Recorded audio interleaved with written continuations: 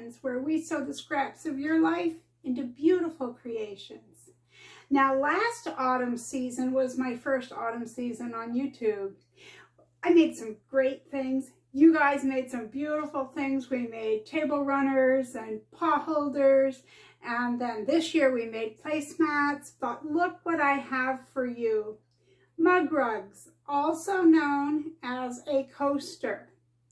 Now there's a few different ways that you can make these. I'm going to show you just a few little tips or hints or just creative ideas, and you can take your scraps and make these too.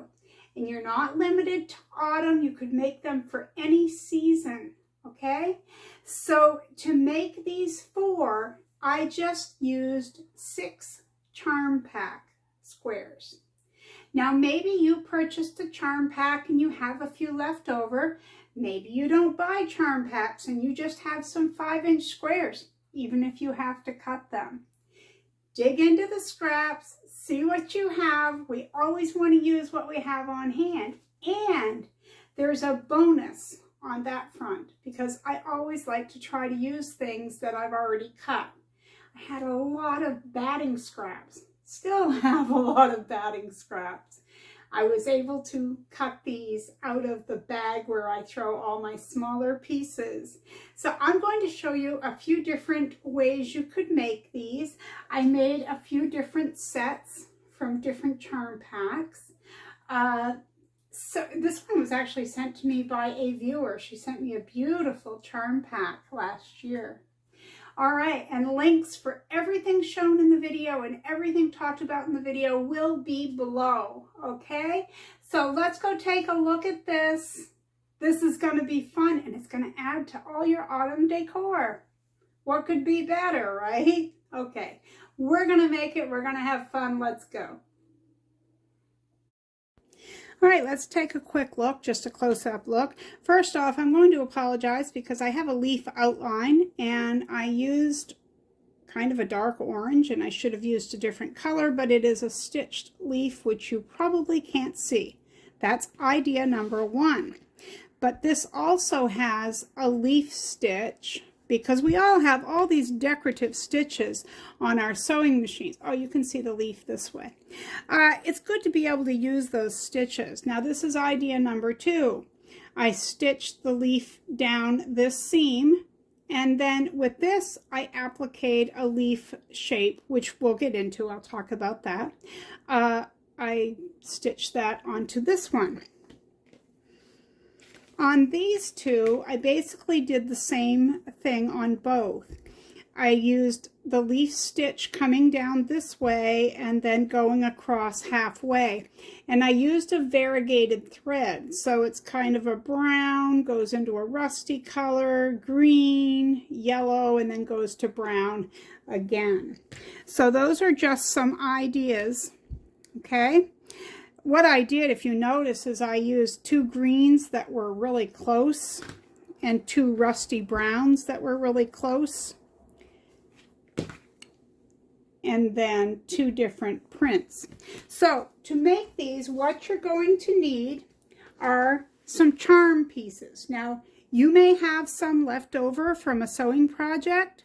Maybe you bought a charm pack, or maybe you cut your own 5-inch squares. Anything will work, but we're going to use 5-inch squares. If you are interested in the ones I'm using, these were gifted to me from Kimberly from my Fabric Addiction one over on Etsy. I'm going to leave her link below, but unfortunately, at the moment, this morning anyway, when I looked for this, it is not there. So I'm assuming they're sold out at the moment. But I'm sure as soon as she can get them in, she'll have them in stock. But I'm going to leave a link below. This is called Fall and Harvest Charm Pack. This is also one of her products, and it's called It's All Orange. And there are many different prints of orange. And those are what I'm using today. Feel free to use something you have left from a charm pack. that you have open or that you have cut yourself. So for each set of 4, you're going to need 3 each of 2 different prints, or you can mix them up and have them all be different. You're going to need 4 pieces. Grab into that scrap bag. 5 by 7. You need 4 pieces that are 5 by 7. You need 6 5-inch squares. All this will be listed in the description box. And then, I don't know about you, but I have a million small pieces of batting left over from cutting all these projects out. I just dug into my scrap bag and I found some strips which were just perfect. So I have 4 that measure 4 3/4 by 6 3/4. I wanted them just slightly smaller. Okay, all the way around, just slightly smaller, okay? But you work with it however you're used to working with it. That's just what I do. Okay, other than that, you're either going to want coordinating or contrasting thread, whichever you think is going to look better on your project. I find a point turner to be helpful, as well as a stiletto. If you plan to do the stitching on the outline, you're going to need some sort of quilt marker or chalk pencil, something like that.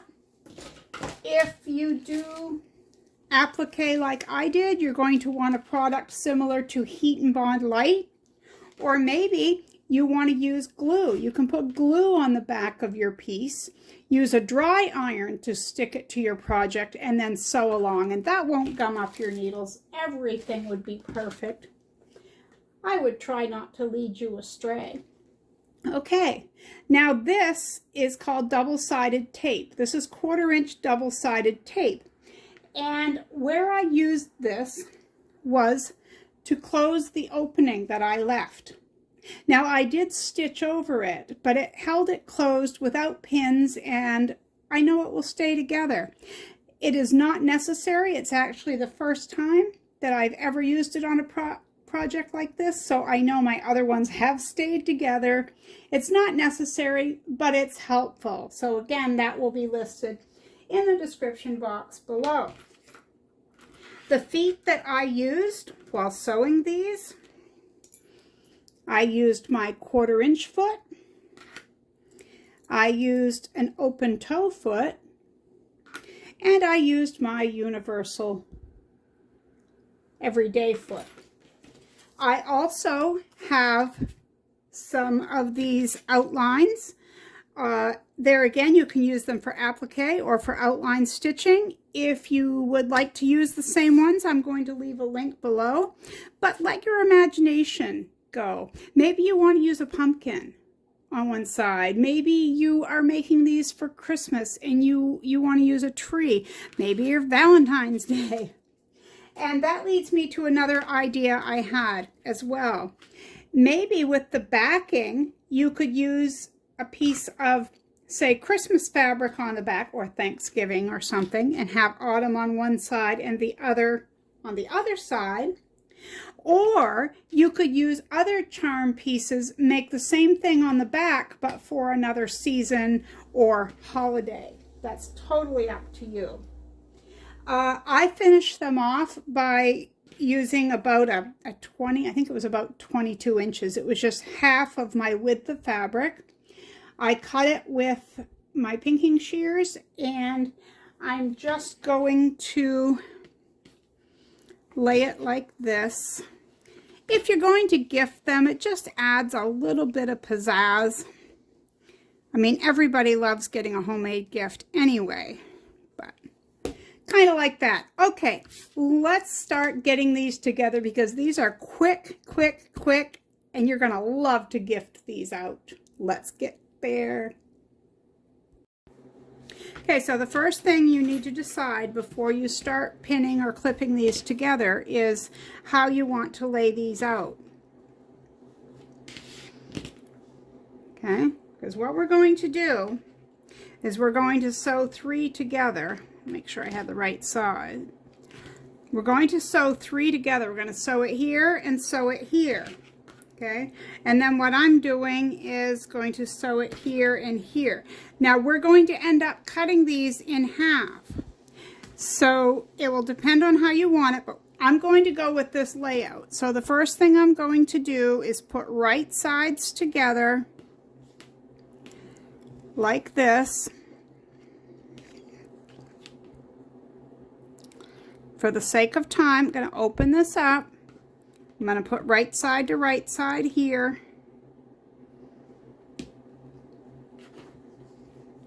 Now I'm going to take these over to the sewing machine. I'm going to sew them with a 1/4 inch seam allowance. Nothing difficult about these. These are so quick and easy. I know you're going to love them. I get so excited about projects like these, especially when I know that they can be used, you know, you can use the same idea for, you know, Christmas, or maybe, you know, you like to decorate with a beach theme for summer or something like that. Okay, I'm going to take these over and use a 1/4 inch seam allowance, and I use a 2.5 millimeter stitch length, and I'll meet you right back here. I also wanted to mention that this fabric, isn't this adorable? I was gifted this charm pack from one of my lovely viewers, and it is called Colorful Cats. This is some of the other pieces of it. Some adorable fabrics. But it's called Colorful Cats by Cheryl Haynes of Prairie Grove Peddler. And I'm going to write that down in the description box below in case you are interested in that fabric, because that's where those came from. And this was something that I had in my scrap pile. Okay, so now I have my pieces sewn together. I have one of these and one of these. So I'm going to take a moment to iron. And as you know, anyone who's been with me, I am going to press my seams open. Okay, and I do like to use a bit of magic sizing. It's not necessary probably, but it's something that I like to use.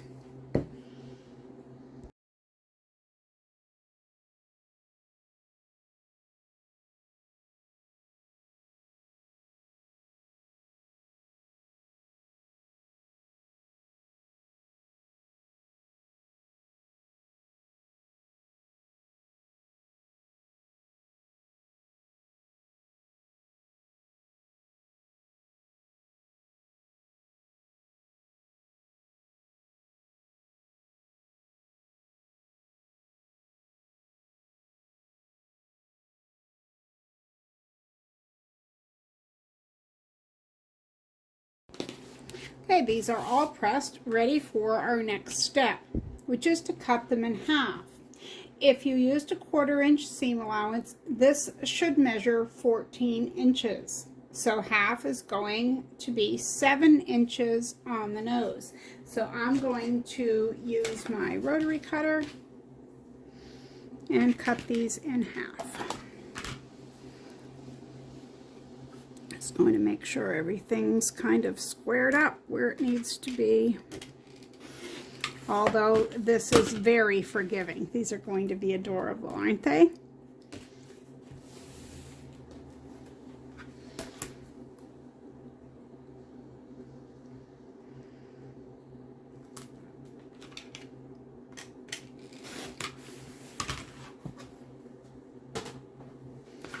Okay. So we have 4, 2 that look like each of these.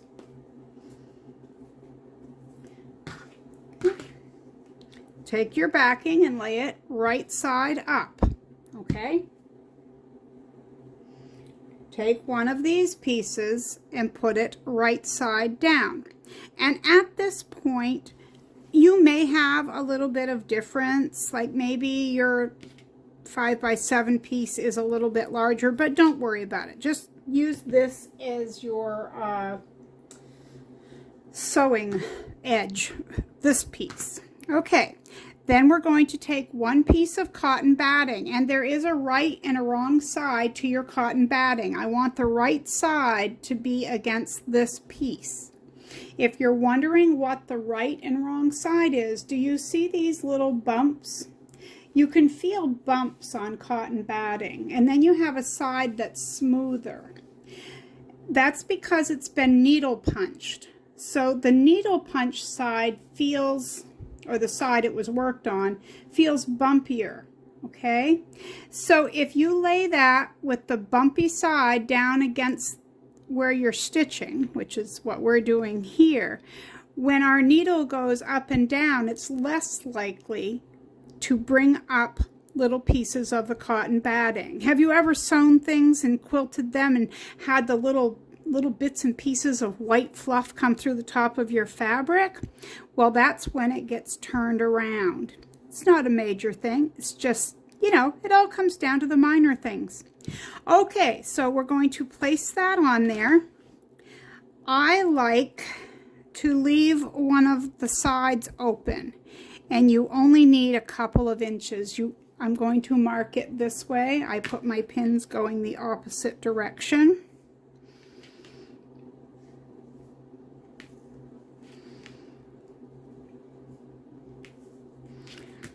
Okay, so I'm going to pin all four like this. Then I am going to go over to the sewing machine and I'm going to back tack and sew all the way around and then back tack.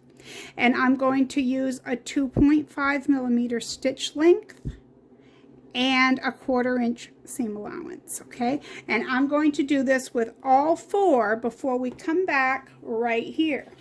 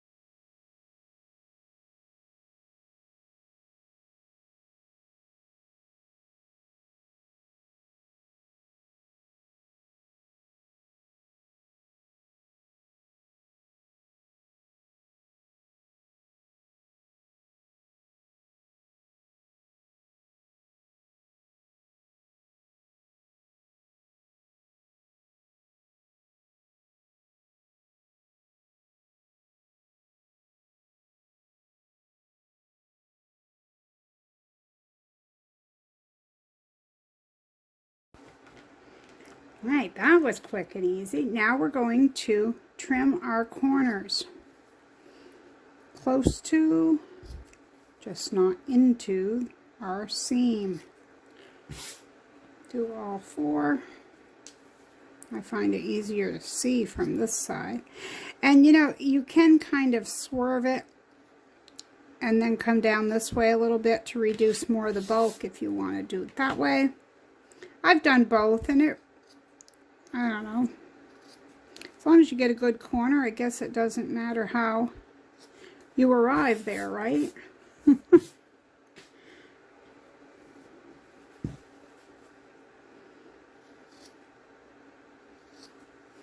You just want to be able to turn that in and have your corner as neatly sewn and neatly cut as you can. Now, if you trim too close, you can always go back and fill that in.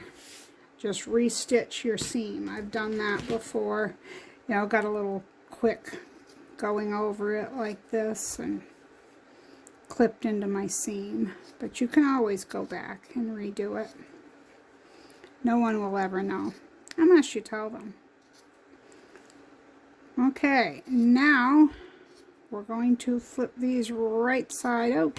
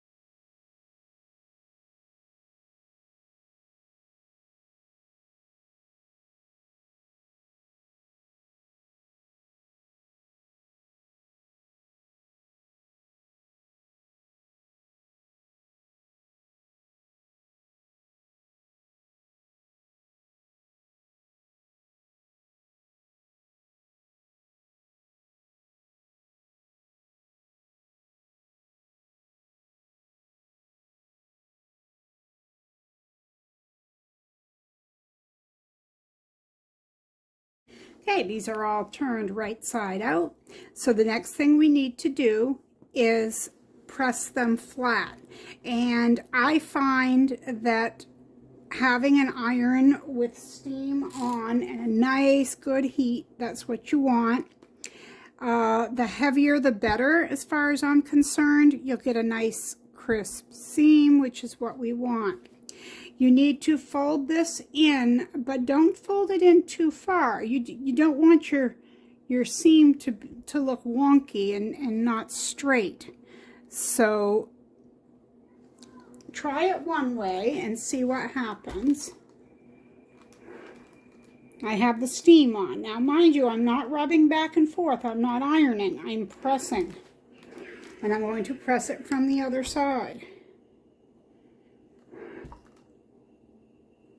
Let the iron do the work. Let's take a look at that. That looks pretty good. Now, as I said earlier in the video, I showed you this double-sided tape, and I've been asked before if I use it and also to demonstrate it. So I thought this would be a great time to show you. Now, I have certainly sewn for years without closing my openings like this. I'm going to do it just a little bit shorter than what my opening is. At least I think I did. All right. So on the inside seam, I'm going to lay the sticky side of the tape down. And also, this will wash out. Okay. So you press it against there. And I know the instructions do not say to use heat, but I find that a little bit of heat helps because I have a hard time with the paper peeling back, but when I use heat, it happens the first time. So all you're left with is a little piece that you can kind of see through, okay? Just like that. Now, if you don't want to use, don't have this or whatever, we're just going to use the usual method, which I will show here. I just want to make sure none of this is folded outward. You don't want this to be wonky.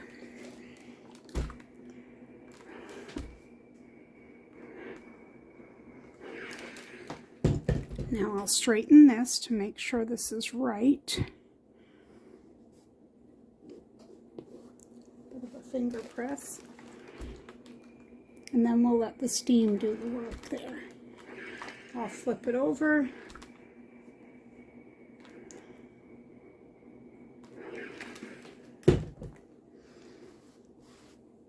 That looks good, right? Okay, so let's say you don't use the double-sided tape or you don't have any. You just do the regular, what you would normally do. You're just going to put a pin or two or a clip just to let you know it's there, because that's where we're going to sew the opening.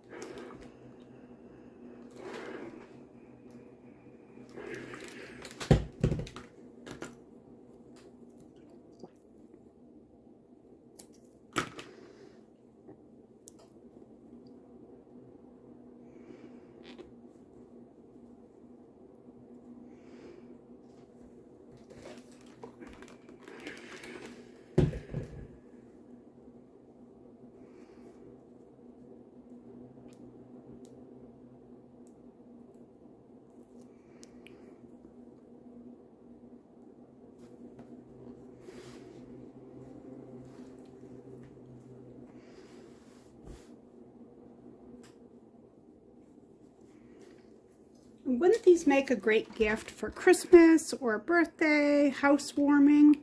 You could make these up and have these on hand. I just think they're a great little project to have around, and fun to make too. Because we always have scraps. Let's face it, that's what you're doing on my channel. You know you have scraps. And charm packs are one of those things. A lot of people buy them to make a certain project, and then they have some left over, and it's just, this is a great way to use some of those up. And you can also, as I said, use just whatever 5-inch squares you happen to have on hand, because the scrappier the better, right?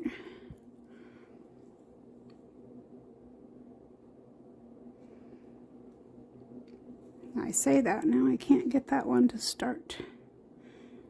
Oh, it was. I'm telling stories.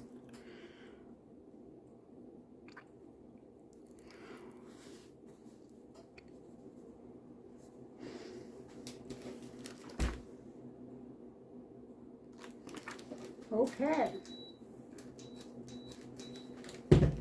Now, what we need to do is decide what you're doing next, okay? And the sky's the limit. Maybe you have some rickrack and you want to put some rickrack or lace along here. Maybe you want to stitch in the ditch or use a decorative stitch. Anything at all is fine. I would suggest, and this is only a suggestion, that if you are going to stitch this line, that you do it now before you go along the edge. And then while you're sewing along the edge, it would cover over your start and stop stitching. You see what I'm saying? Now, we're not going to do any of the applique or the stitching yet. Okay, so first off, we're going to do whatever decorative stitching you want to do. And on these ones, I'm just going to take a stitch, a straight stitch along here, and then I'm going to go around from there. Okay, so I'm going to start and back tack straight down, and then 1/8 of an inch around. I'm going to go all the way around, because you have to get this close, so you want to use 1/8 of an inch. I use the side of my 1/4 inch presser foot. So even though I'll speed it up, I'm going to take you over to the sewing machine so you can see what I'm doing. All right, I brought you over to the sewing machine so that I could show you a few things. If you're new here, you may be wondering when I start all my sewing why I'm using tweezers. The biggest reason I started with this is because I have difficulty feeling my fingertips because of nerve damage, so I would have a hard time pulling that thread or grabbing onto it.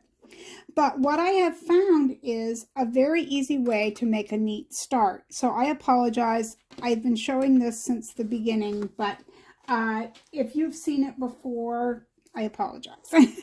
Okay, so what I'm going to do, because we're going to start here on this seam and work our way up. All right, remember I said we're going to use a 1/8 inch seam, and here's another lesson if you're new. This is your 1/4 inch seam. it's 1/4 inch here to here. But over here on this side, it's 1/8 of an inch, and that's what we're going to be using. And because I'm right-handed, normally when using a 1/4 inch, I would butt the 1/4 inch side up against the side of my project.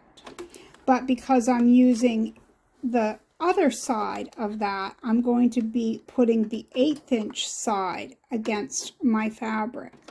But first, we need to stitch this, and that's where I'm going to show you my little tweezer thing. Now, my stitches are set at 3.5 millimeters long. That's what I like for top stitching. It makes it nice and neat.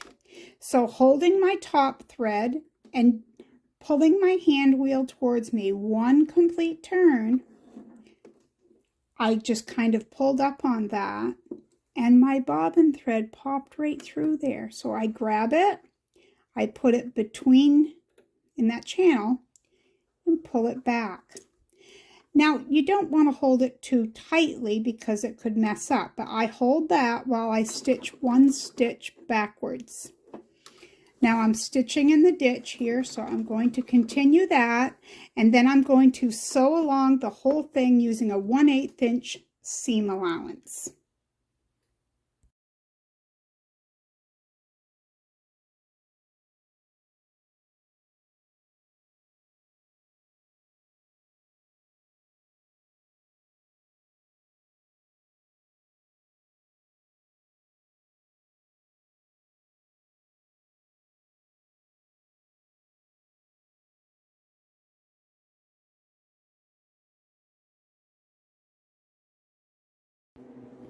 Okay, so these are all top stitched.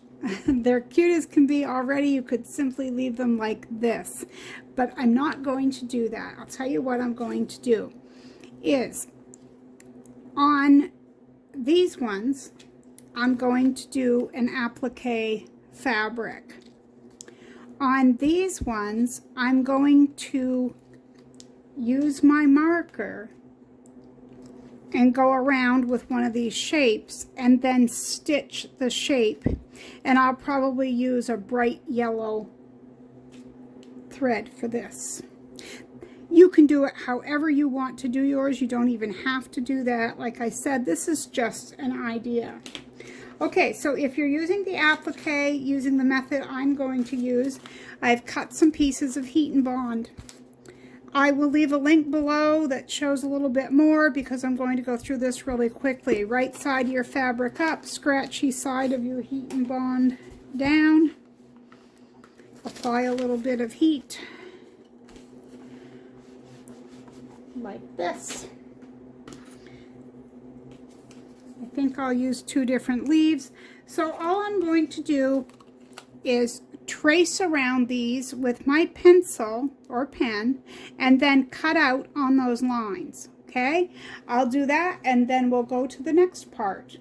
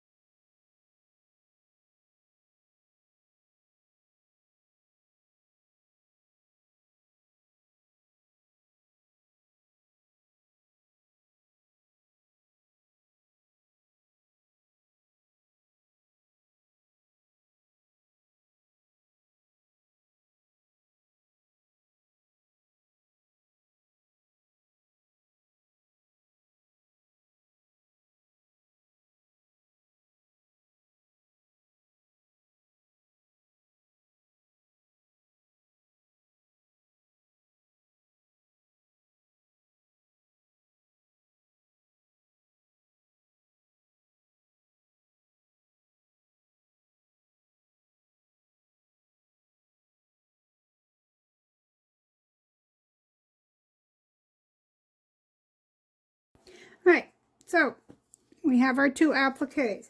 You can also trace around your fabric, put some glue on the back, and stick it directly on your fabric, place a dry iron on top, and then stitch around. There are many other ways as well to use applique if that's what you're going to use. This is only one way. It's my preferred method. Okay, so just grab a hold somewhere where you can of the paper backing.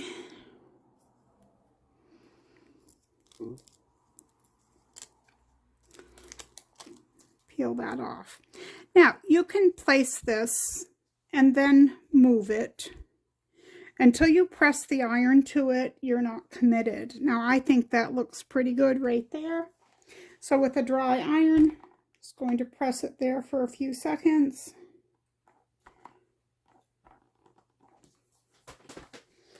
And now I'm going to do the same thing with this one.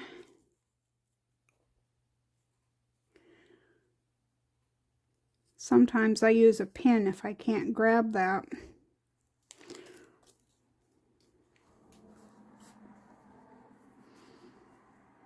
Maybe I'll go in this direction on this one.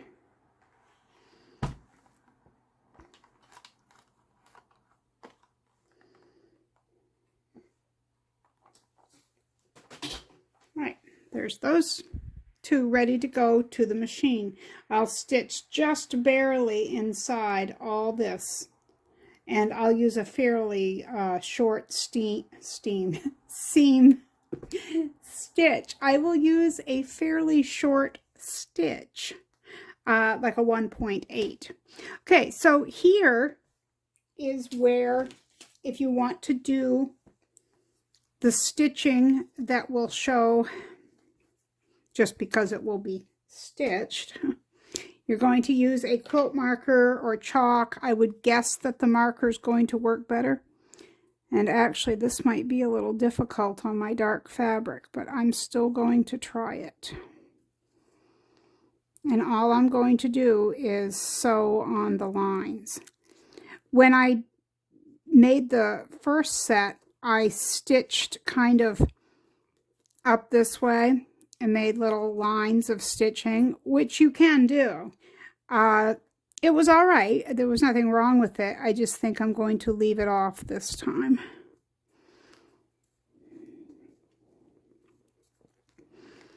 So we're going to have the same shapes as the first one. It's just going to be stitched instead of, and I guess I could turn this the other way, like I did the other one opposite. Boy, there was a lot of ins and outs on this one. We'll see how well I can trace this.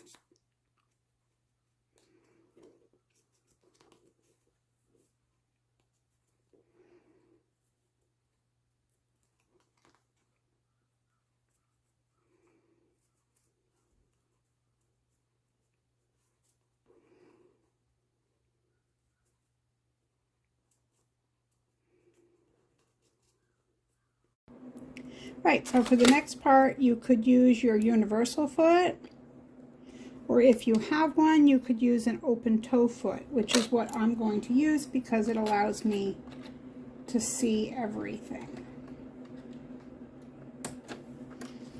And again, just keep track of your thread color because you want it to be something that shows up. I have orange in there. I'm going to use a 1.8 millimeter stitch length, and I'm going to go around with that, and you can watch.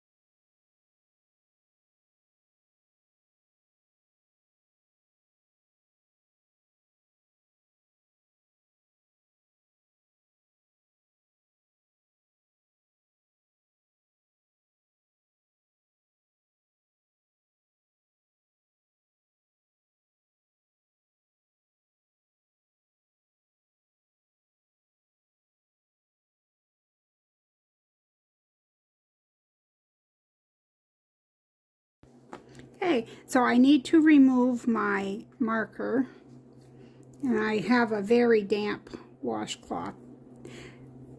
Just read your manufacturer's instructions if you used marker or chalk. I'm just going to remove mine and then press it with the iron. And sometimes you have to go back over it. It will look like it's gone and it's not. And since there seem to be a lot of new subscribers lately, I'm going to repeat something that I say every so often. If you have never used friction markers or friction pens and you hear that they disappear with the iron, they do momentarily. I live in northern Maine. I made a bag one time and I made all my quilting lines with my friction pen, and I pressed them with the iron and they were gone. All those marks were gone. Well, imagine my surprise that winter when I stepped outside and all the blue and black pen marks that I thought were gone were all over my bag. I was horrified. So it can and does happen. I'm not a fan of friction pens. I will use them if it's in a spot that can't be seen. So I always like to pass that along because I have seen so many videos and blog posts and people use them, and maybe for them, maybe they live in a warmer climate where they don't have to see it again. But you can do a little experiment. You could use your friction pen, iron it, and then put it in the refrigerator or freezer and see what happens, because all your marks will come back. I guess if you wash it, then they can't. I think that's what I read. There again, I haven't tested it out. I don't use that bag in the winter time now, so I don't know. I heated it, they disappeared. Okay, you can see the outline. I'm sorry, it's so hard to pick up on the camera, but I do have the outline on that one. And this one, I'm going to go over it a second time. I think if I'd have used a heavier weight thread, it would have done a better job. And that's what these ones look like. Now, overall, I think these are just absolutely adorable, don't you? I love autumn colors, and I think that these make a great set. Now, recently we have made some pot holders. We've made some placemats. Last autumn, I made, let me see, a table runner and a different pot holder. I'm going to leave the links below. I'll also leave them on the end screen, at least 2 of them I will. You could make a whole set of all these things. And remember, you don't have to use them just for autumn. You can make them for any season or for any reason. But I want to thank you for hanging out with me today here at Marie's Scrappy Creations. I love to bring you fun projects that help you use your scraps, help you dig into that scrap pile, use those up. You know, I personally love to get into the scrap pile and see how creative I can be and what I can bring to you guys as well. So thanks again. I'll see you next time. And until then, remember, be kind out there. The world needs more of that. See you next time.